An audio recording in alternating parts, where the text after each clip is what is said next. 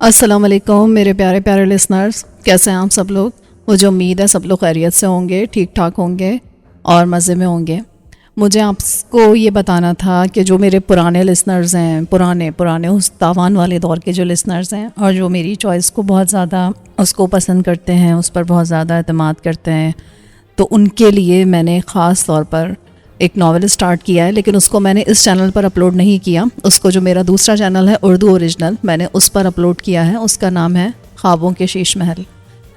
وہ تاوان جیسی ہی سٹوری ہے، ایکشن ایڈونچر، اور وہ قیام پاکستان سے پہلے کا اس میں دور دکھا رہے ہیں، جو میرا ایک فیوریٹ ہوتا ہے موضوع نا، تو اس میں وہ والا موضوع نہیں، مطلب ایک وہ دور، وہ ٹائم اس میں ناول میں ہے نا، اور وہ اس میں ممبئی کی جو انڈر ورلڈ ہے اس کی کہانی ہے، اور پھر وہ لو سٹوری بھی ایک چل رہی ہے ساتھ میں۔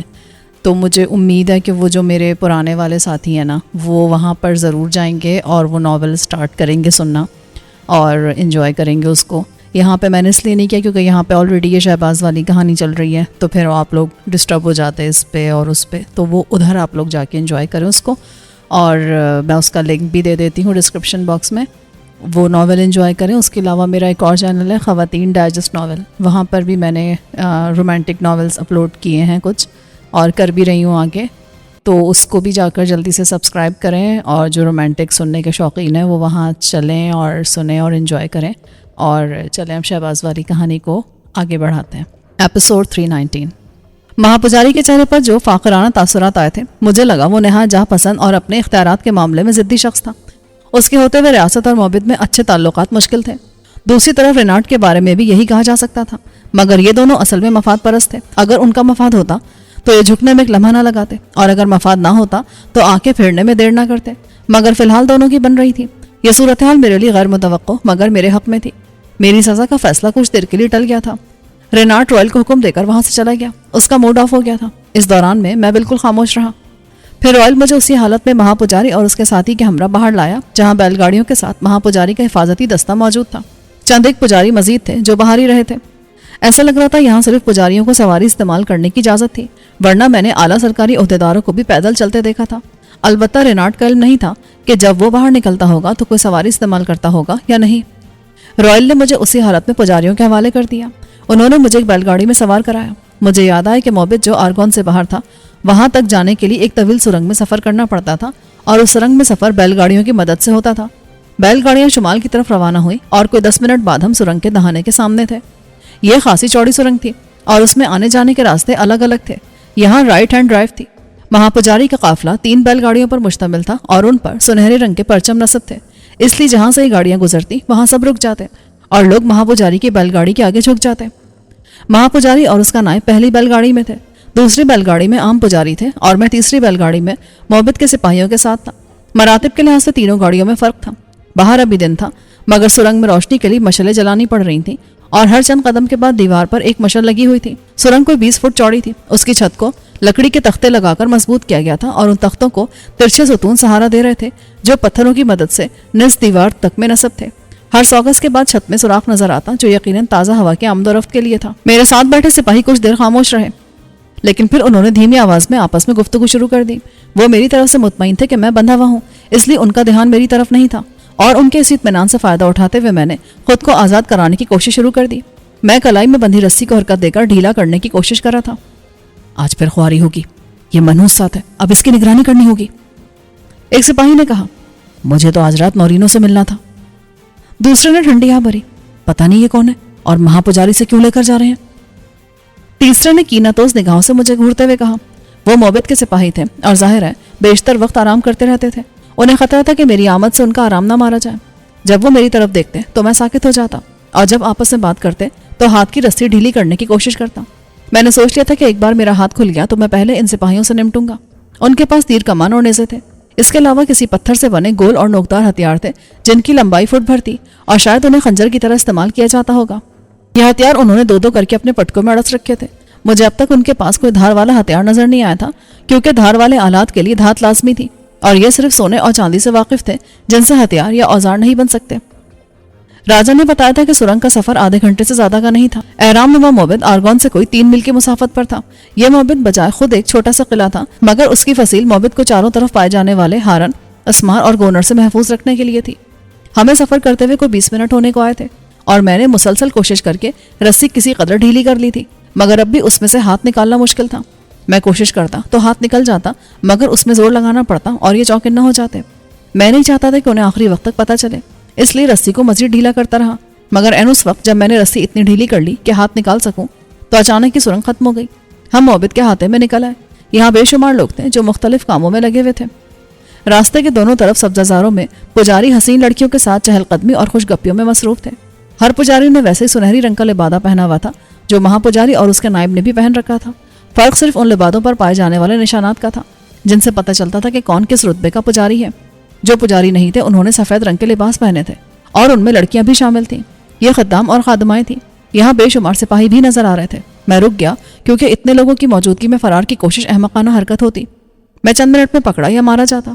میں نے دیکھا موبد کے احاطے میں عام راستے بھی ان پتھروں سے بنے تھے جن پتھروں سے آرگون میں عمرہ کے محلات بنے تھے۔ سبزہ زاروں کا معیار کسی بھی طرح مغرب میں پائے جانے والے سبزہ زاروں سے کم نہ تھا۔ بیل گاڑیاں پختہ راستوں سے گزرتی ہوئی اس احرام نما عمارت کے سامنے آن رکی۔ نزدیک سے یہ عمارت بہت ہی بڑی اور ہیبت طاری کر دینے والی تھی۔ یہ موبد تھا۔ یہاں عبادت کی رسومات ادا کی جاتی تھیں اور پجاری اجلاس کر کے اہم فیصلے کرتے ہوں گے۔ مہا پجاری اور اس کے قریبی ساتھی بھی اسی جگہ رہائش رکھتے تھے۔ دوسرے پجاریوں کی رہائش کے لیے یہاں دوسری عمارتیں بھی تھیں۔ یہاں چند ایک سپاہی تھے مگر زیادہ لوگ نظر نہیں آ رہے تھے۔ میرے خیال میں یہ موقع تھا، اگر میں آزاد ہو جاتا اور کسی طرح مہا پجاری کو ارغمال بنا لیتا تو یہاں سے فرار ہو سکتا تھا۔ مہا پجاری اور اس کا نائب بیل گاڑی سے اتر آئے تھے۔ میں ہاتھ کھولنے جا رہا تھا کہ مہا پجاری نے اپنے نائب سے کہا، کیرٹ اسے اندر لے کر آؤ۔ نیچے آنے کے بعد سے میں نے کئی بار اس شخص کے بارے میں سوچا تھا جس کا نام مجھے برف والے نے دیا تھا، اور میں کسی حد تک اس کی کھوج میں بھی تھا، مگر وہ ابھی تک مجھے نہیں ملا تھا۔ رائل کو دیکھ کر مجھے خیال آیا کہ شاید وہی کیرٹ ہے، مگر کیرٹ مہا پجاری کا نائب نکلا۔ اپنا نام لیے جانے پر کیرٹ نے مہا پجاری کے بجائے میری طرف دیکھا اور سر کو بہت خفیف سے جنبش دی۔ کسی دوسرے نے بات نوٹ نہیں کی پر میں نے دیکھ لیا تھا۔ میں نے اسی طرح جوابی جنبش دی۔ مہا پجاری میری طرف توجہ دیے بغیر اس چھوٹے سے سرنگ نما راستے سے اندر جا رہا تھا جو احرام کے ایک طرف دیوار میں موجود تھا۔ راستے کے آغاز میں چوکور اور کسی قدر آگے کو نکلی ہوئی آرچ تھی۔ کیرٹ نے سپاہیوں کو حکم دیا، اسے اندر لے کر آؤ۔ خود بھی وہ مہا پجاری کے پیچھے چلا گیا۔ اس نے وضاحت نہیں کی کہ مجھے کہاں لانا ہے۔ اس کا مطلب تھا سپاہی جانتے تھے کہ مجھے کہاں لے کر جانا ہے۔ انہوں نے مجھے بازوؤں سے پکڑ کر مارچ شروع کر دی۔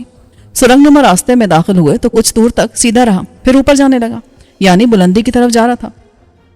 آگے جا کر یہ دو حصوں میں بٹ گیا۔ مجھے بائیں طرف لے جایا گیا۔ اس بار راستہ نیچے جا رہا تھا۔ ہم ایک چھوٹے ہال میں آن نکلے۔ یہاں دیوار کے ساتھ چھوٹے چھوٹے کمرے بنے تھے جن کے آگے پتھر کے جالی والے دروازے تھے۔ ایک سپاہی نے دور دیوار پر لگا ایک لیور نیچے کھینچا تو ایک کمرے کے آگے موجود دروازہ فرش میں دھس گیا۔ مجھے جکڑے سپاہیوں نے کمرے میں دھکیل دیا اور فوراً ہی سنگی دروازہ اوپر ہو گیا۔ جب راجہ یہاں آیا تھا تو اسے ایک الگ عمارت میں قید کیا گیا تھا جو قید خانے کے لیے مخصوص تھی، اور اسی عمارت کے نیچے تہہ خانے میں ہارن والا کنواں تھا، مگر اب قیدیوں کو یہاں رکھا جاتا تھا۔ میں نے کمرے کا جائزہ لیا جو اصل میں ذرا بڑے سائز کا ڈبہ تھا۔ یہ 4 فٹ لمبا اور 3 فٹ چوڑا تھا، جبکہ اس کی چھت 6 فٹ اونچی تھی۔ اگر میں پورے قد سے کھڑا ہوتا تو میرا سر چھت سے ٹکرا تھا۔ فرش پر گھاس بچھی تھی مگر یہ بو اور سیلن سے پاک تھی، اس لیے مجھے اس پر بیٹھتے ہوئے کراہیت محسوس نہیں ہوئی۔ جب ہم اندر داخل ہوئے تھے تو شام ہو چکی تھی۔ کچھ دیر میں ماحول تاریک ہو جاتا اور اگر میرا فیصلہ اگلی صبح تک ہونا تھا تو تب تک مجھے اسی دڑبے میں قید رہنا تھا جس میں انسان نہ ڈھنگ سے لیٹ سکتا تھا اور نہ بیٹھ سکتا تھا۔ مجھے لگا یہ جگہ موبد کے ماتوبین کے لیے مخصوص تھی جن کے لیے قید بھی مسلسل آزار بنا دی جائے، جیسا کہ انسانوں کو پنجرے میں بند کر دیا جاتا ہے اور وہ مستقل ایک ہی پوزیشن میں رہنے کی وجہ سے اپنی فطری حالت کھو دیتے ہیں۔ کیرٹ کا نام سن کر میں نے مزاحمت کا ارادہ ترک کر دیا تھا اور نہ جانے مجھے اس کا کیا صلہ ملتا۔ اب میرے پاس سوائے انتظار کے اور کوئی چارہ نہ تھا۔ کئی گھنٹے بعد مجھے باہر سپاہیوں کی نقل و حرکت محسوس ہوئی۔ پھر سنگی دروازہ فرش میں دھس گیا۔ 2 سپاہی باہر موجود تھے۔ انہوں نے مجھے باہر آنے کا اشارہ کیا۔ میں اٹھ کر باہر آ گیا۔ ہاتھ میں نے پہلے ہی کھول لیے تھے کیونکہ میں مستقل بندھے رہنے کی اذیت برداشت کرنے کے موڈ میں نہیں تھا۔ سپاہی میرے آزاد ہاتھ دیکھ کر چونکے مگر بولے کچھ نہیں اور میرے پاؤں بھی کھول دیے۔ ایسا لگ رہا تھا کہ حالات میں تبدیلی آئی تھی اور اب میں اتنا ماتوب بھی نہیں رہا تھا کہ مجھے مستقل باندھ کر رکھا جاتا۔ آنے والے 2 سپاہی تھے، وہ مجھے لے کر روانہ ہوئے۔ دوراہے سے باہر کا رخ کیا گیا اور جب ہم باہر آئے تو آسمان تاریک تھا۔ ہوا میں رات کی خوشبو آ گئی تھی۔ سپاہی مجھے اپنے جلو میں لیے ایک چھوٹی اور خوبصورت عمارت کی طرف بڑھے۔ وہ بالکل خاموش تھے، اس لیے میں اندازہ نہیں کر پایا تھا کہ مجھے بلانے والا کون ہے۔ میرا ذہن کیرٹ کی طرف گیا اور کچھ دیر کے بعد اس عمارت کے ایک کمرے میں اسے موجود پایا۔ اس نے سپاہیوں کو واپس جانے کا اشارہ کیا، پھر مجھ سے بولا، بیٹھ جاؤ شہباز۔ میں گہری سانس لے کر رہ گیا۔ تم بھی مجھے جانتے ہو؟ برف والے نے تمہیں میرا نام بتایا ہوگا۔ اس نے سارے لایا۔ میں تذبذب میں تھا۔ ایک بار میں دھوکہ کھاتے کھاتے رہ گیا تھا اور اب دوبارہ دھوکہ کھا سکتا تھا۔ میرے پاس یہ جاننے کا کوئی طریقہ نہیں تھا کہ وہی کیرٹ ہے جس کا نام برف والے نے لیا تھا۔ وہ بھانپ گیا کہ میں کس کشمکش میں ہوں۔ اس نے تسلی دینے والے انداز میں کہا، ڈرو مت، میں ہی کیرٹ ہوں، اور برف والے نے تمہیں میرا ہی نام یاد رکھنے کو کہا ہوگا۔ اب مجھے کسی قدر اطمینان ہوا کیونکہ اس نے درست کہا تھا۔ اس کے باوجود میں نے کھل کر بات کرنے سے گریز کیا۔ فرض کرو تم ہی وہ کیرٹ ہو جس کے بارے میں برف والے نے کہا تھا، تب بھی اس سے کیا ہوگا؟ کیونکہ برف والے نے مجھے کچھ اور تو نہیں بتایا ہے۔ وہ تمہیں میں بتاؤں گا، لیکن تم بیٹھ جاؤ، اطمینان رکھو، یہاں ہونے والی گفتگو راز رہے گی۔ میں جوتے اتار کر اس کے سامنے قالین پر بیٹھ گیا۔ مگر مہا پجاری تک یہ اطلاع پہنچ سکتی ہے کہ تم نے مجھ سے ملاقات کی ہے؟ یہ ملاقات اسی کی ہدایت پر ہو رہی ہے۔ کیا مہا پجاری بھی؟ اس نے ہاتھ اوپر کیا۔ نتیجہ خاص کرنے میں جلد بازی مت کرو۔ فرعون ایک عیاش اور جہاں پسند شخص ہے، رات ہوتے ہی وہ عیش و عشرت میں کھو جاتا ہے، اور یہ اس کی ڈھیل ہے جو وادی میں اتنا انتشار پھیلا ہے۔ اس نے مجھے حکم دیا ہے کہ میں کل سزا سے پہلے تم سے تفتیش کر لوں، لیکن وہ مجھے رینارڈ کے پاس لے آیا ہے۔ اس کے پیچھے بھی میرا دباؤ تھا، ورنہ شاید وہ اس کی پرواہ نہیں کرتا۔ ٹھیک ہے، تم نے مجھے رینارڈ سے بچا لیا، مگر فرعون تو مجھے سزائے موت ہی دے گا۔ تمہیں سزائے موت دے دی جائے گی اور تمہیں ہارن کے سامنے پھینک دیا جائے گا۔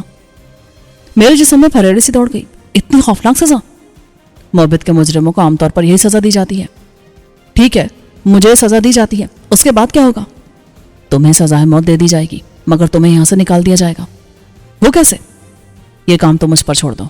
تم یہاں سے نکل کر سامیرا کے پاس جاؤ گے۔ تمہیں اس پلان پر عمل کرنا ہے جو سامیرا کے پاس ہے۔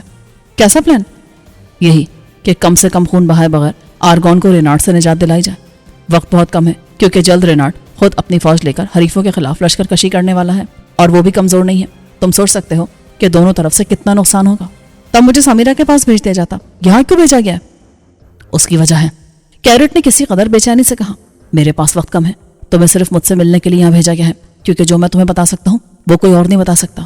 وہ کیا؟ ڈیوڈ شاہ اور اس کے 3 ساتھی نیچے آ چکے ہیں، اور وہ اس وقت رینارڈ کے خاص مہمان ہیں۔ تمہارے بارے میں ڈیوڈ شاہ نے ہی رینارڈ کو بتایا، اور اسی نے رائل کو اس قابل بنایا کہ وہ تم سے بات کر سکے۔ میں دنگ رہ گیا تھا، ایک تو اس بات پر کہ ڈیوڈ شاہ نیچے آ چکا تھا، دوسرے وہ برف والے جیسی صلاحیت بھی رکھتا تھا۔ میں نے خاصی دیر کے بعد پوچھا، وہ نیچے کیسے آیا؟ عام راستہ تو برف والے کی نگاہ سے پوشیدہ نہیں ہے۔ میں نہیں جانتا، مگر مجھے اتنا ضرور معلوم ہے کہ ڈیوڈ اور اس کے 3 ساتھی اس وقت رینارڈ کے پاس ہیں۔ تمہیں ڈیوڈ شاہ کے بارے میں کس نے بتایا ہے؟ برف والے نے۔ میرا مطلب ہے یہاں اس کی موجودگی کے بارے میں پتہ کیسے چلا؟ رینارڈ کے گرد موبت کے جاسوس ہیں جو در حقیقت میرے جاسوس ہیں۔ برف والا ڈیوڈ شاہ کے نیچے آمد کے بارے میں پر یقین نہیں تھا۔ وہ برف والے کے خلاف سازش کر رہا ہے؟ میں نے سوچتے ہوئے پوچھا۔ ہاں، کیونکہ اسے برف والے اور تمہیں سے خطرہ ہے، اس لیے وہ تم دونوں سے نجات چاہتا ہے۔ یہ تو تاریخ خود کو دہرا رہی تھی۔ پہلے ولیم شاہ اور اس کے ساتھی اورگان کے بھائی اور مہا پجاری موران کے مہمان بن گئے تھے، اور انہوں نے اپنی مکاری سے کام لے کر اسے اپنا ہمنوا بنا لیا تھا۔ اب ڈیوڈ نے یہی کام آرگون کے حکمران کے ساتھ کیا تھا۔ کیا وادی کے دوسرے لوگ جانتے ہیں کہ باہر سے آئے کچھ لوگ رینارڈ کے مہمان ہیں؟ نہیں، وہ خاموشی سے نیچے آئے اور ڈیوڈ نے رینارڈ سے رابطہ کیا۔ میں نے اسے دیکھا نہیں ہے، لیکن میں محسوس کر رہا ہوں کہ اس شخص میں خوفناکی بہت زیادہ ہے۔ درست کہا تم نے، یہ اس ولیم شاہ کا رشتہ دار ہے جو برسوں پہلے اس وادی میں آیا تھا، مگر یہ اس کے مقابلے میں کہیں زیادہ مکار ہے۔ اسے سازشوں کا وسیع تجربہ ہے، اس کی یہاں آمد بہت بڑے فتنے کا سبب بن سکتی ہے۔ برف والے نے مجھے ان سب باتوں سے پہلے خبردار کر دیا تھا۔ یوں سمجھ لو کہ موبت کے سارے معاملات میں چلا رہا ہوں، اور فرعون کا واسطہ بہت کم رہتا ہے۔ اس سے پہلے ہم غیر جانبدار تھے، مگر غیر ملکیوں کی آمد کے بعد ہمارا غیر جانبدار رہنا ممکن نہیں رہا۔ فرض کرو کہ تمہارے بجائے یہ معاملہ فرعون کے علم میں آتا تو وہ کیا کرتا؟ میں نے کہا نا، اسی کی لاپرواہی کی وجہ سے حالات خراب ہوئے۔ رینارڈ موبت کی نگرانی سے بے نیاز ہوا تو اس نے پرپرزے نکالے اور لوگوں پر ظلم و ستم کرنے لگا۔ اس نے بغاوت کو جنم دیا، اور اب وادی میں ہماری بقا خطرے میں پڑ گئی ہے۔ تمہارا کیا خیال ہے کہ اگر رینارڈ سے نجات حاصل کر لی جائے تو وادی کے حالات سدھر جائیں گے؟ بہت زیادہ امکان ہے۔ کیا سامیرا سربراہ بن سکتی ہے؟ نہیں، ہمارے قانون کے مطابق کوئی عورت نہ تو وادی کی سربراہ بن سکتی ہے اور نہ ہی وہ مہا پجاری بن سکتی ہے۔ ٹھیک ہے، میں تمہارے کام آنے کے لیے تیار ہوں، لیکن میں بتا دوں یہاں تبدیلی آ کر رہے گی، اور جلد تم لوگوں کو بیرونی دنیا سے رابطہ کرنا پڑے گا۔ ڈیوڈ شاہ صرف ایک آدمی ہے، اس جیسے انسانوں سے دنیا بھری پڑی ہے۔ تم ٹھیک کہہ رہے ہو، لیکن پہلے ہمیں اس مسئلے سے نمٹنا ہے۔ وہ بولا اور اپنے پاس رکھے لکڑی کے ایک صندوق سے ایک رول کیا ہوا کاغذ نکالا۔ ان کا کاغذ ہمارے کاغذ کی نسبت موٹا اور خستہ تھا۔ اس نے رول کھولا اور اسے میرے سامنے بچھایا۔ یہ آرگون اور موبت کا بڑا نقشہ تھا، اس میں دونوں کو ملانے والی سرنگ بھی واضح تھی۔ کیرٹ نے نقشے پر بنے چھوٹے چھوٹے سرخ نشانات کے بارے میں بتایا۔ یہاں ہمارے لوگ موجود ہیں، مگر ان کی تعداد زیادہ نہیں ہے۔ پورے آرگون میں مشکل سے 1 درجن مقامات پر ہمارے خفیہ دستے ہیں، اور یہ اسی صورت میں کچھ کر سکتے ہیں جب رینارڈ کی گرفت آرگون پر ڈھیلی ہو جائے۔ پھر اس نے سرنگ پر ایک جگہ انگلی رکھی. یہاں سے اندر آنے کا راستہ ہے. میرے کچھ آدمی کوشش کر کے یہاں ایک چھوٹا راستہ بنا چکے ہیں اور اسے اندر آنے کے لیے استعمال کیا جا سکتا ہے. پھر اس نے ایک اور جگہ انگلی رکھی. یہاں آرگان کی فصیل میں ایک خفیہ راستہ ہے مگر یہ صرف اندر سے کھل سکتا ہے اور یہاں رینارڈ کے انتہائی اعتماد کے لوگ موجود ہیں. اگر کسی طرح راستہ کھل جائے تو براہ راست شاہی علاقے تک رسائی ہو سکتی ہے اور حملہ کرنے والی فوج کو شہری علاقوں سے نہیں گزرنا پڑے گا. میں نقشے کو غور سے دیکھ رہا تھا. جب اس نے اپنی بات مکمل کر لی تو میں نے کہا, تمہارے پاس یہ معلومات ہیں تو تم نے براہ راست سامرہ سے رابطہ کیوں نہیں کیا اور اس معاملے میں میرا ہونا کیوں لازمی ہے؟ میں نے بتایا نا, میرے پاس وقت کم ہے. کم وقت سے کیا مراد ہے؟ جلد میں موت سے ہمکنار ہونے والا ہوں.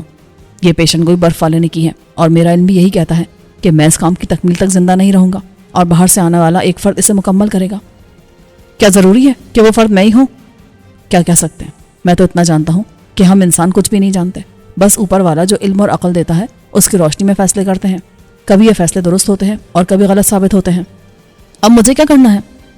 اس کا فیصلہ تم خود کرو گے کہ تمہیں کیا کرنا ہے. ایسا لگ رہا تھا کہ کیرٹ نے مجھے جو بتانا تھا وہ بتا دیا اور اب اس کے پاس کہنے کو کچھ نہیں رہا تھا. اس لیے میں نے اپنے بارے میں پوچھا, میں یہاں سے نکلوں گا کیسے جبکہ مجھے ہارن کے سامنے پھینک دیا جائے گا؟ سزا سے پہلے تمہیں ایک مشروب دیا جائے گا. اسے پینے سے جسم سے ایسی بو آتی ہے جس سے ہارن بھڑکتا ہے اور جس کے پاس سے یہ بو آتی ہے وہ اس کے پاس نہیں آتا. راجا نے بھی بتایا تھا کہ وہ ذاتی طور پر یہ مشروب پی چکا تھا, اسی وجہ سے اس کی ہارن سے بچت ہو گئی تھی. مگر جہاں تک میرے علم میں تھا یہاں ہارن ایک کنویں نما جگہ میں تھا اور اس میں سے نکلنے کی کوئی جگہ نہیں تھی. جب میں نے کیرٹ سے کہا تو وہ بولا, نہیں جگہ ہے. ہارن کو اس کنویں میں خاص راستے سے ہی لایا جاتا ہے اور پھر اسے بند کر دیا جاتا ہے. تم اسی راستے سے باہر جا سکو گے. وہ راستہ بند ہوگا؟ نہیں, وہ ہارن کے لحاظ سے بند ہوتا ہے, انسانوں کے لحاظ سے نہیں. تم نکل سکو گے. یہ راستہ نکلتا کہاں ہے؟ یہاں اس جنگل میں. اس نے موبت کے نزدیک ایک جگہ انگلی رکھی. یہاں نکلنے کے بعد تم اس قلعے تک جاؤ گے. اس نے آرگون سے ذرا فاصلے پر جنوب میں واقع گول دائرے پر انگلی رکھی. سامرہ یہی ہے. کیا وہ جانتی ہے مجھے؟ ہاں, اور وہ تمہاری منتظر ہے. میں نے چند سوالات اور کیے اور جوابات ذہن نشین کرتا رہا. کیرٹ کا انداز بتا رہا تھا اور خود بھی میں محسوس کر رہا تھا کہ اب شاید اس سے ملاقات نہ ہو سکے. وہ کچھ دیر کے لیے چپ ہوا جیسے کوئی بات کہنا چاہ رہا ہو مگر ہچکچا رہا ہو, لیکن پھر اس نے کہہ دیا, شہباز میں جو کر رہا ہوں وہ بلا غرض نہیں کر رہا, اس میں میری بھی غرض ہے. کیسی غرض؟ میری ایک ہی بیٹی ہے. وہ 2 سال کی تھی جب میری بیوی مر گئی اور پھر میں نے اسے ماں باپ دونوں بن کر پالا. ایک پجاری کی بیٹی کی حیثیت سے اس کی شادی کسی پجاری سے ہی ہو سکتی ہے اور میں نہیں چاہتا کہ وہ ساری عمر جلتی کڑتی رہے. اس وادی کے سب سے خود غرض, سفاک اور عیاش لوگ یہاں موجود پجاری ہیں. مجھے اپنی بیٹی سے دنیا میں سب سے زیادہ محبت ہے اور میں چاہتا ہوں کہ وہ خوش رہے. اس کی ایک ہی صورت ہے کہ وہ یہاں سے نکل جائے. وہ تم پر بوجھ نہیں ہوگی. اس کے پاس بہت قیمتی جواہرات ہیں جو تمہاری دنیا میں بہت زیادہ قیمت رکھتے ہیں. شہباز میں تم سے وعدہ نہیں لے رہا, لیکن اگر تم کامیاب رہو اور اس وادی کے معاملات تمہارے ہاتھ میں آ جائیں تو تم جاتے ہوئے ساشا کو بھی یہاں سے لے جانا. میں سوچ میں پڑ گیا, پھر بولا, کیونکہ تم کوئی وعدہ نہیں لے رہے ہو اس لیے میں بھی دعویٰ نہیں کروں گا. میں جس راستے سے آیا ہوں وہ بہت دشوار ہے اور اس پر اچھے جوان اور مضبوط افرادی سفر کر سکتے ہیں. پھر ذرائع بھی چاہیے. اس لیے اگر ساشا اس سفر کے قابل ہوئی اور میرے پاس وسائل بھی ہوئے تو میں اسے ساتھ لے جانے کی پوری کوشش کروں گا. جہاں تک بوجھ کی بات ہے تو میں نے اپنے دوستوں اور ساتھیوں کو کبھی بوجھ نہیں سمجھا. میں جانتا ہوں تم جو کہتے ہو وہی کرنے پر یقین رکھتے ہو. میری قسمت کا فیصلہ کب ہوگا؟ کل صبح اور دوپہر تک اس پر عمل درآمد کر دیا جائے گا. جب میں غائب ہو جاؤں گا تو کیا میری تلاش نہیں کی جائے گی؟ ممکن ہے جب میں اس خفیہ راستے سے نکلوں تو وہاں پہلے ہی رینارڈ یا فرعون کے آدمی میرے منتظر ہوں. نہیں, اسے اتفاق سمجھا جائے گا. آج تک ایسا نہیں ہوا کہ کسی کو ہارن کے سامنے پھینکا گیا ہو اور وہ بچ گیا ہو. کوئی ایک فرد بھی نہیں بچا تھا. یہ وہی مشروب ہے جو ارگان نے ایجاد کیا تھا؟ ہاں, ہم نے اسے مزید بہتر کر لیا ہے. اب یہ ہارن کے ساتھ باقی خطرناک جانوروں کو بھی پاس آنے سے روکتا ہے. اب تم جاؤ اور خود کو آنے والے وقت کے لیے تیار کرو.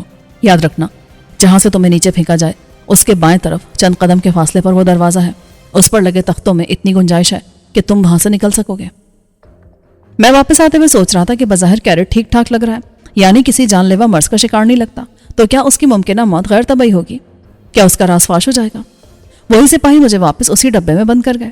کچھ دیر کے بعد کھانے کے نام پر پتہ نہیں کیا دیا گیا اور میں نے اسے کھانا مناسب نہیں سمجھا, کیونکہ سبزیوں کے ساتھ اس سوپ نما چیز میں گوشت کے ریشے بھی تیر رہے تھے اور یہ گوشت کسی حلال جانور کا ہوتا تب بھی اسے حلال نہیں کیا گیا ہوگا. اس لیے میں صرف پانی پی کر رہ گیا. جب بیٹھے بیٹھے تھک گیا تو لیٹ گیا, مگر یہاں لیٹنا بھی دشوار تھا. آدمی گول مول ہو کر ہی لیٹ سکتا تھا اور مجھے ویسے ہی سیدھے اوچت سونے کی عادت تھی. میں بہت کم کروٹ لیتا ہوں, اس لیے جلد میرے لیے یوں لیٹنا بھی عذاب بن گیا. پتہ نہیں کتنی دیر کے بعد مجھے آہٹ محسوس ہوئی. میں بے ساختہ کھڑا ہو گیا اور چلا کر بولا, مجھے نکالو یہاں سے. آنے والا ایک ہی تھا. اس نے میرے چلانے کا کوئی نوٹس نہ لیا. میں نے دیکھا کہ وہ ایک ہی تھا اور محبت سے تعلق رکھنے والا پجاری تھا.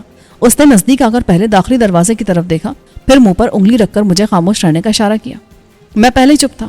پہلا جملہ بھی استراری انداز میں کہہ گیا تھا. پھر اس نے اپنے لباس سے ایک چھوٹی سی مٹی کی شیشے نکالی اور آہستہ سے بولا, مجھے کیرٹ نے بھیجا ہے, یہ رکھ لو, اور جب دیکھو کہ تمہیں یہاں سے نکالا جا رہا ہے تو اسے پی لینا اور بوتل چھپا لینا, سمجھ گئے؟ میں نے اس بات میں سر ہلا دیا. اس نے ایک سوراخ سے بوتل اندر کی اور واپس چلا گیا.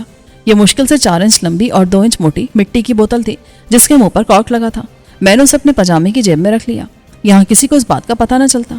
اب میں ذہنی طور پر تیار تھا. پجاری کی آمد سے لگ رہا تھا کہ میری طلبی اب زیادہ دیر کی بات نہیں تھی. رات کا کھانا پیالے میں ایسے ہی پڑا تھا. میں بھوکا تھا, مگر یہ بھوک قابل برداشت تھی اور شاید میرے لیے بہتر تھی. اس نے مجھے ذہنی طور پر چوکس کر دیا تھا, مگر میرا انتظار ایک بار پھر طویل ہونے لگا, اور جب میں بیٹھے یا لیٹے تھک جاتا تو کھڑے ہو کر سر نیچے کر کے پنجوں کے بل آہستہ آہستہ اچھلتا. میں اپنا جسم وارم اپ رکھنا چاہتا تھا. شاید 1.5 یا پونے 2 گھنٹے کے بعد سپاہی ہال میں داخل ہوئے. ان میں سے ایک دیوار پر لگی راڈ کی طرف گیا. ادھر اس نے اس پر ہاتھ رکھا, ادھر میں نے مٹی کی بوتل منہ میں ڈال لی. جب تک سنگی دروازہ نیچے ہوتا میں بوتل خالی کر کے واپس پاجامے کی جیب میں رکھ چکا تھا. سپاہیوں نے مجھے باہر آنے کا اشارہ کیا اور میں باہر آ گیا. ان کی تعداد 4 تھی. مجھے بازوؤں سے پکڑ کر لے جانے لگے. تاریخ ایک بار پھر خود کو دہرا رہی تھی. جن مراحل سے راجہ عمر دراز گزرا تھا میں بھی ان سے گزر رہا تھا. کچھ فرق تھا, جیسے مجھے پہلے برف والا ملا تھا اور راجہ کو بعد میں. اسی طرح اسے بھی ہارن کے سامنے پھینکنے کی سزا ملی تھی اور میں بھی اسی مرحلے سے گزرنے والا تھا. اسے بھی بچا لیا گیا تھا اور مجھے بھی بچانے کا بندوبست ہوا تھا. جب میں نے مٹی کی بوتل کا مشروب حلق سے اتارا تو اس کا ذائقہ اچھا نہیں لگا تھا, مگر اب میرے منہ میں خوشگوار سا ذائقہ آ رہا تھا. ساتھ ہی مجھے لگ رہا تھا کہ میرا جسم گرم ہو رہا ہے. شاید اس کی تاثیر تھی اور اس گرمی سے مجھے پسینہ آتا. پسینے میں دوا کی بو آتی اور اس سے ہارن بھاگتا. سپاہی مجھے محبت سے باہر لائے, جہاں نیا دن طلوع ہوئے خاصی دیر ہو چکی تھی, اور مجھے محبت کے پاس ایک عمارت میں لایا گیا.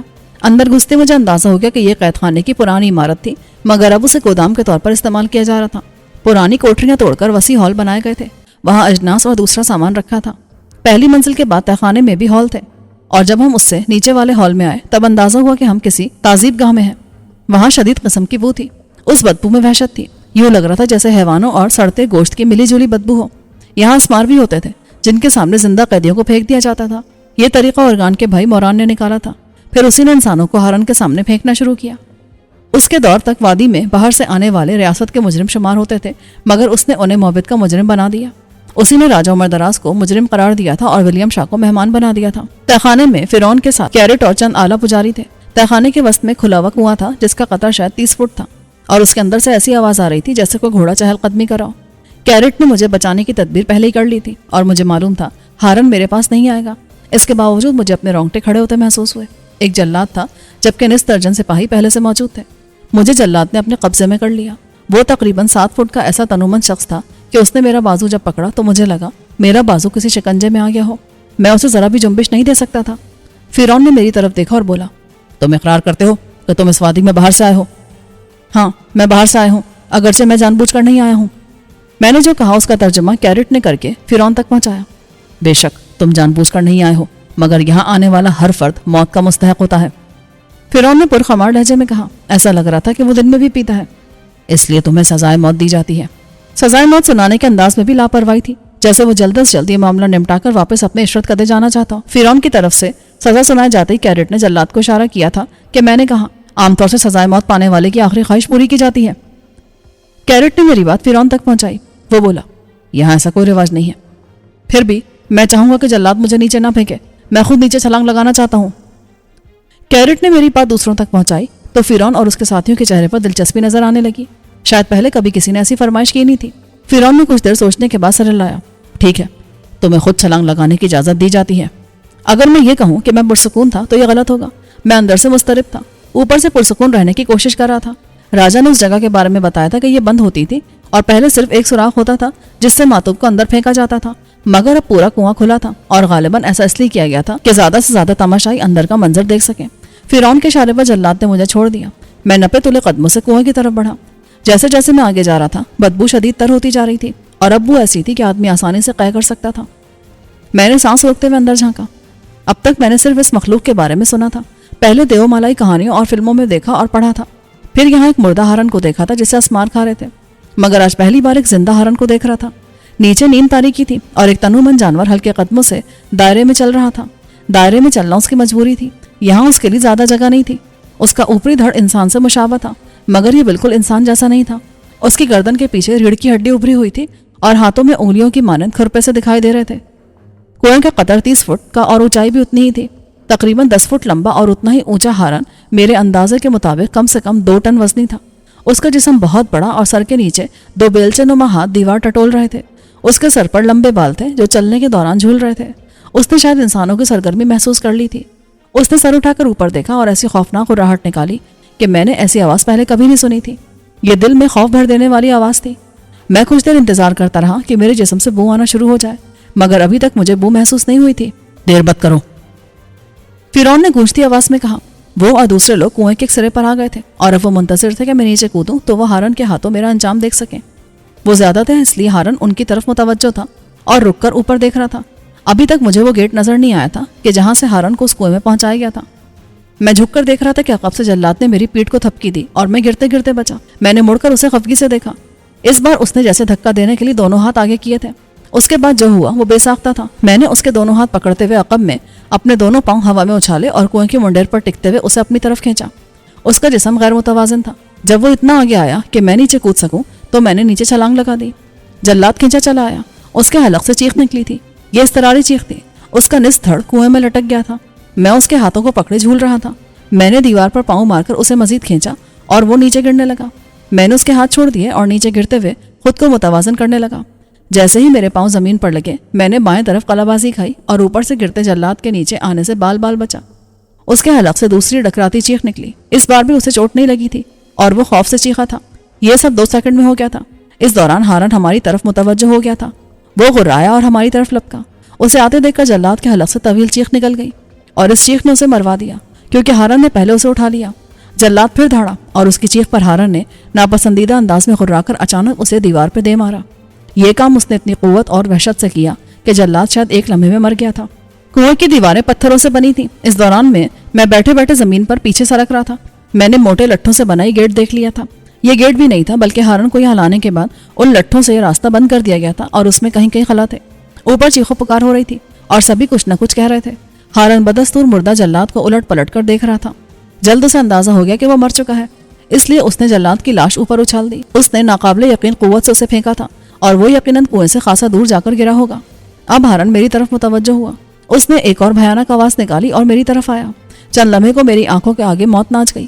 اب تک مجھے اپنے جسم سے بو نہیں آئی تھی. پتہ نہیں دوا نے اثر نہیں کیا تھا یا میرے جسم کے سسٹم نے اسے سست کر دیا تھا. اس کا مجھے بارہا تجربہ ہو چکا تھا کہ مجھ پر غیر مانوس اشیاء اور کیمیکلز اثر نہیں کرتے تھے، خاص طور سے ٹاکسن وغیرہ. پتہ نہیں یہ دوا کس قسم کی تھی.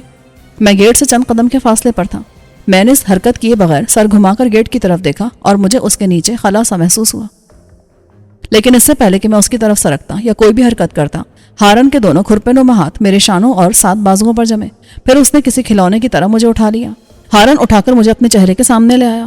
جلاد کے برعکس میں نے کوئی آواز نہیں نکالی. اس لیے نہیں کہ ہارن کو انسانی آواز بھی ناپسند تھی، بلکہ اس لیے کہ میری گھگی بن گئی تھی. مجھے لگ رہا تھا کہ ابھی ہارن میرے دونوں شانوں پر زور دے گا اور انہیں میرے جسم سے الگ کر دے گا یا پھر مجھے جلاد کی طرح دیوار پہ دے مارے گا. خوف نے میرے دل کی دھڑکن کو بے انتہا تیز کر دیا اور دوران خون تیز ہونے کے ساتھ ہی میرے جسم میں جیسے پسینہ اگلنا شروع کر دیا. تب ہارن ناپسندیدہ انداز میں غرایا. اس حالت میں بھی میرا ذہن کام کر رہا تھا اور مجھے لگا کہ میرے جسم سے بو آنے لگی ہے. اب وہ مجھے فوری ہلاک کرنے کی کوشش کرتا یا پھینک دیتا. امکان یہی تھا کہ وہ مجھے مارنے کی کوشش کرے گا اور اس کے لیے موزوں ترین طریقہ وہی تھا جو اس نے جلاد کو مارنے کے لیے اپنایا تھا، یعنی دیوار پر اتنی قوت سے دے مارے کہ ہڈی پسلی برابر ہو جائے. اچانک ہارن نے میرا ایک شانہ چھوڑ دیا اور دوسرے ہاتھ سے یوں پیچھے کیا جیسے گھما کر دیوار پہ دے مارنا چاہتا ہو. مگر ہارن دیوار سے دور تھا اور وہ مجھے پکڑے ہوئے مار نہیں سکتا تھا. وہ مجھے پھینک کر ہی مار سکتا تھا. میں نے بر وقت اس کے بہت بڑے کسی موٹی شاخ جیسے ہاتھ پر اپنے دونوں ہاتھوں کی گرفت قائم کی اور شدید جھٹکے کے باوجود اسے چھوڑا نہیں. اسے حیرت ہوئی اور جب اس نے مجھے جھلاتے ہوئے ہاتھ دوبارہ پیچھے کیا تاکہ جھٹک سکے تو میں نے اپنی گرفت ختم کر دی. میں اڑ کر زمین پر گرا. ہارن کے مسلسل دوڑنے اور بولو براز سے مٹی بہت نرم اور نم ہو گئی تھی، اس لیے زور سے گرنے کا مجھ پر کوئی اثر نہ ہوا. گرتے ہی میں مومنٹم کو استعمال کرتے ہوئے گیٹ کے پاس چلا گیا. ہارن کو ذرا دیر سے احساس ہوا کہ میں نے اس کے ساتھ کیا چالاکی کی تھی. میں خلا کے پاس تھا جو میں نے دوسری طرف جانے کے لیے تاڑا تھا. ہارن پھر میری طرف لپکا اور مجھے پکڑنے کے لیے جھکا. میں خلا کے پاس تھا مگر اس میں داخل ہونے کا وقت نہیں تھا. ہارن کے بیلچے نما ہاتھ مجھے اٹھانے کے لیے آگے آئے تھے کہ اچانک اس نے ایک بھڑکتی ہوئی آواز نکالی اور یوں پیچھے ہٹا جیسے اس نے میری جگہ کوئی زہریلا سانپ دیکھ لیا ہو۔ وہ ذرا اور دور ہو گیا اور اس بار مجھے اپنے پاس سے آتی بو خود بھی محسوس ہوئی۔ اسی بو نے ہارن کو پیچھے کر دیا تھا، مگر اس محدود جگہ سے بچنا مشکل تھا۔ وہ دل کڑا کر کے مجھے ایک ہی ہاتھ مار دیتا تو میرا کچومر نکل جاتا۔ میں نے تیزی سے خلا میں گھسنے کی کوشش کی، مگر یہ اتنا کشادہ نہیں تھا کہ میں آرام سے نکل جاتا۔ میں پھنس کر بمشکل جا رہا تھا۔ ہارن نے مجھے پھر اٹھانے کے لیے ہاتھ بڑھائے، مگر اس بار بھی وہ پیچھے ہٹ گیا۔ اس نے محسوس کر لیا کہ اس کا شکار اس کے ہاتھ سے جا رہا ہے۔ مجھے اٹھانے کی کوشش میں اسے وہ بو برداشت کرنی پڑتی تھی جو اسے انتہائی ناپسندیدہ تھی۔ حیرت تھی کہ اس جیسے بدبودار اور اس بدبودار ترین جگہ رہنے والے جانور کو بھی کوئی بدبو ناپسند ہو سکتی تھی۔ شاید یہ اس کے اعصاب پر اثر ڈالتی تھی۔ راجا نے بتایا تھا کہ ایک بار کسی کے پاس سے یہ بو آ جائے تو ہارن اس سے دور بھاگتا تھا، مگر یہاں دو قباحتیں تھیں۔ ایک تو ہارن بھاگ نہیں سکتا تھا، دوسرے وہ انسانوں کے ساتھ رہ کر کسی قدر ہوشیار ہو گیا تھا۔ پتہ نہیں یہ وہی ہارن تھا جو راجا کے زمانے میں یہاں لایا گیا تھا یا کوئی دوسرا تھا۔ اس نے ہوشیاری دکھائی اور میری طرف پشت کرنے لگا۔ میری چھٹی اس نے فوری خبردار کیا کہ وہ مجھے دو لتی مارنے جا رہا ہے۔ دو لتی مارنے کے لیے اپنا منہ میری طرف نہیں لانا پڑتا، یعنی میرے پاس سے آتی بو اس کو سونگنا نہیں پڑتی اور اس کی ہاتھی جیسی لات میرا خاتمہ کر دیتی۔ میں نے اپنی جدوجہد تیز کر دی۔ اب تک میرا پیٹ تک جسم دوسری طرف جا چکا تھا اور اب میں سینہ لے جا رہا تھا۔ سینہ نکل جاتا تو کام آسان ہو جاتا۔ اوپر والے دلچسپی سے اس منظر کو دیکھ رہے تھے۔ جلاد کے مرنے پر کچھ دیر ہنگامہ ہوا تھا، مگر جلد پجاریوں کو احساس ہو گیا تھا کہ جلاد کی موت اتنی اہم نہیں تھی۔ اہم وہ تماشا تھا جو انہیں اب دیکھنے کو مل رہا تھا۔ ان کا خیال تھا کہ میں ممکنہ حد تک ہارن سے بچنے کی کوشش کر رہا تھا اور انہیں معلوم تھا کہ میں زیادہ دیر بچ نہیں سکوں گا۔ مگر جب میں نے گیٹ کے دوسری طرف جانے کی کوشش شروع کی اور اس میں خاصی حد تک کامیاب بھی رہا تو فرعون اور اس کے ساتھی مضطرب ہو گئے۔ پھر فرعون نے سپاہیوں کو حکم دیا کہ مجھے تیر کا نشانہ بنائے اور وہ عجلت میں کوشش کرنے لگے۔ جس وقت ہارن مجھے دو لتی مارنے کے لیے گھوما، اسی وقت اوپر سے تیروں کی پہلی بوچھاڑ آئی اور تقریباً تمام ہی تیر ہارن کو نہایت غیر مناسب جگہ لگے۔ اس نے بے ہنگم سی آواز نکالی اور دو لتی مارنا بھول گیا۔ صرف ایک تیر میرے پاس آیا اور میرے سر کے بالکل پاس لٹھے میں پیوست ہو گیا۔ یہ 2 انچ بھی ادھر ہوتا تو میرے سر میں اتر جاتا۔ میرا سینہ اچھل رہا تھا اور میں سانس بالکل خارج کر کے اس خلا سے گزرنے کی کوشش کر رہا تھا۔ میں دونوں ہاتھ اندر کر کے خود کو اندر کھینچ رہا تھا۔ تیر کھا کر ہارن غضبناک ہو گیا۔ پھر وہ میری طرف مڑا اور ایک بار پھر دو لتی مارنے کے لیے پاس آنے لگا۔ سپاہیوں نے تیروں کی پہلی بوچھاڑ کے بعد 2 کوششیں اور کی، مگر دونوں بار ہارن کی حرکت کی وجہ سے وہ مجھے نشانہ بنانے میں ناکام رہے۔ ہارن کو تیر لگنے پر فرعون ان پر دھاڑ رہا تھا۔ میں نے محسوس کیا کہ میں اتنی تیزی سے نہیں نکل سکوں گا کہ ہارن کی 2 لتی سے بچ سکوں۔ اگر وہ میرے سر کو نشانہ بناتا تو میری وفات یقینی تھی۔ میں نے سانس روک کر اور سر گھما کر ہارن کے پیروں کو دیکھا اور اپنا سینہ بائیں طرف سرکایا۔ پہلی کوشش کے بعد میں آرام سے بائیں طرف سرک گیا۔ اسی لمحے ہارن نے 2 لتی جھاڑی۔ وہ گھوڑے کسی تیزی سے 2 لتی نہیں مار پایا تھا، اسی وجہ سے میں بال بچا۔ تیزی سے سرکنے کی وجہ سے میرا سر بچا اور اس کے کھر کا کچھ حصہ میرے شانے پر لگا۔ اس کے ساتھ ہی میں جو دوسری طرف جانے کی کوشش کر رہا تھا ایک ہی بار میں دوسری طرف نکل گیا۔ جیسے ہی میرا سر نکلا اس نے دوبارہ 2 لتی ماری، مگر میں اس کی حد ضرب سے دور ہو چکا تھا۔ لٹھے صرف ایک قطار میں نہیں تھے بلکہ یہ قطار در قطار تھے، تبھی یہ قائم تھے، ورنہ ہارن کی بے پناہ قوت انہیں توڑ دیتی۔ اس نے یقیناً آزاد ہونے کی پوری کوشش کی ہوگی، مگر لٹھوں کی مضبوطی زیادہ تھی۔